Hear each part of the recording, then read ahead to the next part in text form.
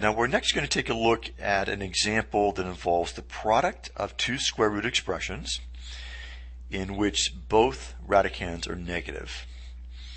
And there's a right way to do this problem and a wrong way. And so we're going to talk about both approaches. And before we do that, let's be reminded of two definitions we're going to need to use. And the first is that I is equal to the square root of negative 1, and that I squared is equal to negative 1. All right, now let's talk about the correct way to simplify a problem like this. In general, when you're dealing with the square roots of negative numbers, you always want to express each of those in terms of I before you carry out the operation.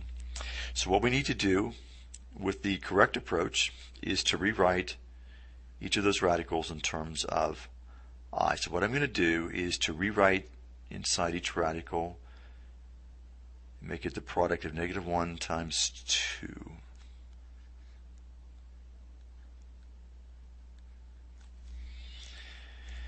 Now I think you can see without my rewriting it as two separate radicals that in the first case the square root of negative 1 will come out of the radical as I. So we're left then with I times the square root of 2.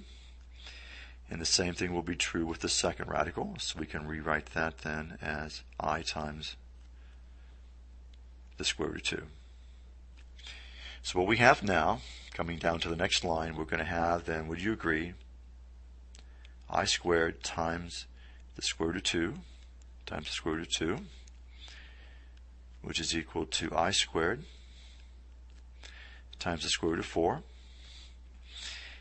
And we know that I squared now is negative 1. And of course the square root of 4 is 2. So then the correct answer to this problem is negative 2.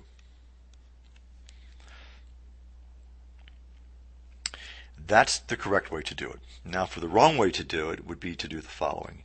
It's tempting, if you think back to the product property for radicals, to want to rewrite this immediately as the square root of negative 2 times negative 2,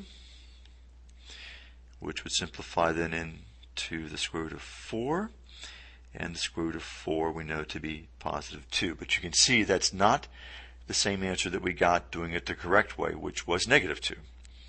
So in general, what you want to remember is this, that when you have the product of two square roots, you can only use the product property to combine them together if one of the radicands is positive. If they're both negative, you must first express each radical in terms of I and then carry out the multiplication from there.